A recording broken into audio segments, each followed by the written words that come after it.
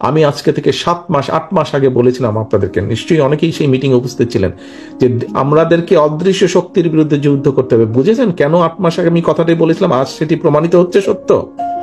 কাজে সেই অদৃশ্য অনেক শক্তি কিন্তু, অদৃশ্য অনেক শত্রু বা প্রতিপক্ষ কিন্তু আজ আস্তে আস্তে দৃশ্যমান হচ্ছে।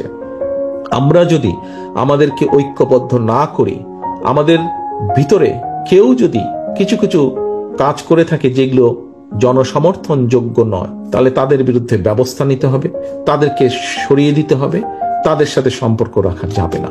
আমরা যদি এই কাজগুলো না করি, আমরা যদি নিজেরা ঐক্যবদ্ধ না হই, তাহলে আমাদের 31 দফা বাস্তবায়ন করতে হয় পারবো না।